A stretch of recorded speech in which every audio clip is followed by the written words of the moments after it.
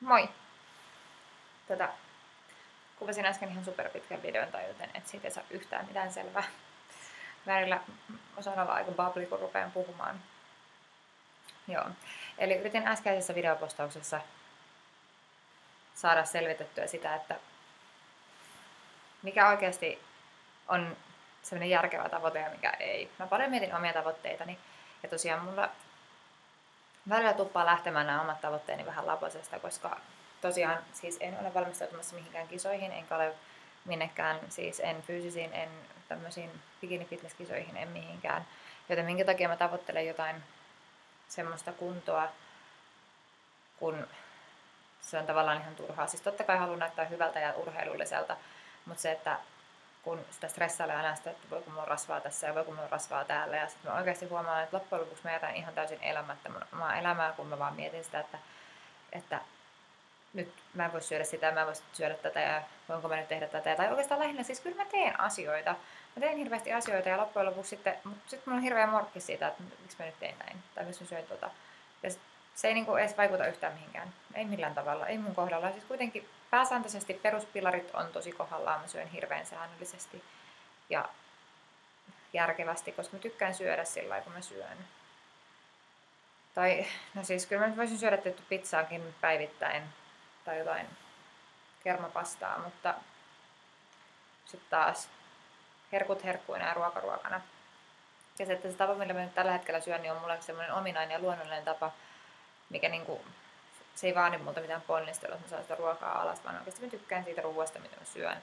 Joten sitten se, että jos mä nyt sit välillä vedän jotain suklaata töissä ja kotona ja kavereilla joka päivä, no ei nyt ihan kuitenkaan, mutta siis syön aika paljon kaikkea herkkuja, niin mitä sitten?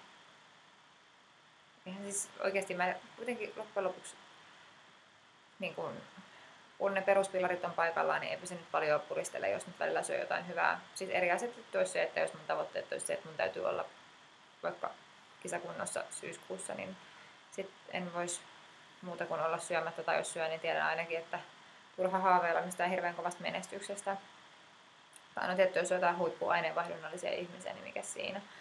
Mutta tosiaan se, että jotenkin ärsyttää se, että mä tosiaan viime perjantaina vai lauantaina sanoin Timolle, että tavallaan niin kuin sillai, kun mäkin olen asettanut itselleni nämä, että joo, että vaan polttareissa sitten vapaan syönnin päivä ja sitten vaan juhannuksena ja sitten häissä heti seuraavaksi. Eli niin kuin, sitten kesä olisi puolessa välissä ja paljon ylikin, niin minkä ihmeen takia mä asettelen itselleen tämmöisiä idioottitavoitteita. Siis totta kai mä haluan olla ihan hemmetin hyvässä kunnossa ja niin kuin sillai tyytyväinen itteeni, mutta sitten taas toisaalta en mä nyt halua muistaa sitä kesää tai tätä kesää tai ylipäätänsä mun elämää semmoisena, että jes, mulla näkyy vatsalihakset, vaan oikeasti haluan muistaa, että olipa kivaa, tulipa tehtyä asioita ja niin kuin, en murehtinut asioista tai murehtinut siitä, mitä mä oon. Et se, että kuitenkin, sit kun tekee niitä asioita, mitä tai mistä nauttii ja antaa itselleen sitä semmoista tarvittavaa ravintoa ja kaikkea, niin sit se kokonaisvaltainen fiilis kuitenkin on niin hyvä, että sitten jos joskus niitä pikkulipsahduksia tulee, niin sitten niitä tulee. Et tavallaan se, että ihmiset tuntuu olevan tällä hetkellä, siis vaikka oikein mun mielestä on tosi siistiä, että ihmiset panostaa omaan hyvinvointiinsa ja terveyteensä ja liikkuu paljon ja syö hyvin.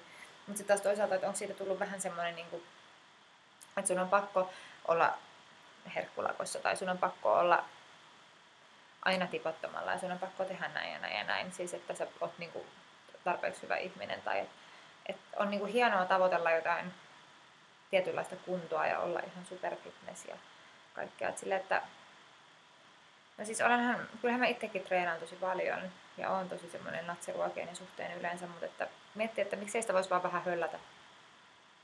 Koska ei sitä jossain vaiheessa tiennyt mistään niin kuin minäkään. Kersin salin kaukaa, kävin vaan Bodypumpissa. Ja se oli mulle ok. Sitten mentiin aamupolypumpin jälkeen kinkkikseen lounaalle ja vedettiin sen hirveät lounasmätöt ja lähdettiin tyytyväisiin töihin, eikä tuntu missään. Oli vaan hyvä fiilis, kun oli treenannut ja syönyt hyvin ja saanut olla kaverin kanssa lounaalla. Ja varmaan olin tyyliin silloin ihan saman painoinen kuin nytkin. Se on vasta, kun siitä tekee semmoisen stressin aiheen itselle, niin tuntuu, että sitten rupeaa koko kroppa junnaamaan paikallaan ja sitten näkee kaikki ihme makkarat, mitä ei ikinä ennen nähnytkään. Ja niin, kyllä me ollaan kummallisia me ihmiset. Ja siis tavallaan nyt niin kuin tälläkin hetkellä, kun mä puhun tätä, niin mä vähän niin kuin puhun myös itselleni, koska tiedän, että olen taipuvainen aika semmoiseen kapeakatseiseen ajattelumalliin ja kova stressaamaan kaikesta, mutta kun tiedän, että se on täysin turhaa, että mulla on vähän semmoinen niin kuin yksi istuu täällä ja toinen tällä olkapäällä ja tämä sanoo, että kuule, elä rennosti ja pidä hauskaa ja tämä sanoo, että varmana elä, sua vituttaa kuitenkin myöhemmin. Niin, kun löytää sen kultaisen keskitien tähän kaikkeen. Vai mitä mieltä siellä ollaan? Niin, ei se ole helppoa. Ja oikeasti tuntuu niin kuin välillä typerältä taas puhua tämmöistä asioista, koska tietää, miten fucked up on itse niin kuin siinä, että just, että kumpi nyt sitten painaa siinä vaakakupissa enemmän. Mutta siis voi sanoa, että hyvinvointi painaa.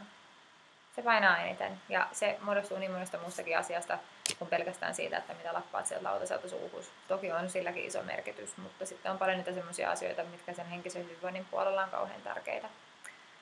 Ja siihen liittyy välillä myöskin se armollisuus itseensä kohtaan ja se semmoinen stressittömyys mun mielestä. Joo, mutta lyhyestä virsi kaunis. Voisin jauhaa asiasta varmaan 3 tuntia yhtä soittoa. Vaihteeksi mä oon kyllä kova puhumaan. Ne, ketkä mut tuntee, niin tietää, että juttua riittää niin kauan kuin jaksaa kuunnella. Mutta jätän tämän asian nyt tähän. Mutta sitten mulla olisi pari kysymystä teille siellä. Nimittäin ensimmäinen kysymys ihan tämmöisiin postaustoiveisiin liittyen, että jos teitä kiinnostaisi kuulla jotain hääjuttuja, niin kysykää ihmeessä. Mä en jotenkin, ne on niin iso kokonaisuus, että se, että mä rupeisin purkamaan niitä niin kuin pala palalta, niin olisi ehkä hauskempaa niin kuin tietää, että mitä te haluatte kuulla, koska kuitenkin niistä kovasti tässä koko ajan elämä niin kuin pyörii niiden elämällä. Elämä pyörii niiden elämällä. Siis pyörii niiden ympärillä ja niistä kovasti tässä kuitenkin puhun kaikkien kanssa ja sillä lailla on aika pinnalla tämä aihe. Toki jälkikäteen on helpompi kertoa enemmän. Ja sitten toinen tämmöinen postauskysymys, että haluaisitteko jossain vaiheessa, että tekisin semmoisen kysymyspostauksen? Mä oon vähän jännittänyt sen tekeminen, kun mulla on sellainen olo, että okei, kukaan ei tule kysyä multa mitään, mutta voihan sitä aina yrittää. Niin kertokaa ihmeessä vähän mielipiteitä asian suhteen, että olisiko semmoinen ihan hauska juttu vai ei voisi niin kuin enempää napata, koska ihan turhaan me sitten semmoista, että jos ketään ei kiinnosta. Mä vaan tykkään niin kauheasti vastaan aina kaikkiin kysymyksiin, jos ette ole huomannut. Mä aina odotan kaikkia kommentteja. Jeps, mutta nyt mä lähden syömään ja sitten kävelemään tonne Timon työpaikalle, jos kävisin siellä vähän vaikka hölköttelemässä sisällä. Ja jotain pikkutreenisettiä. On niin jalat rikki, kun eilen oli tosissaan TFV:llä vähän kyykkyharjoituksia ja huomenna sitten treenaillaan yläkroppaa, niin en mitään hirveän rankkaa viitti tehdä tässä välissä. Ei muuta kuin oikein ihanat alkavat viikot ja toivotaan, että toi aurinkokin rupeisi tuolta paistamaan, vai mitä?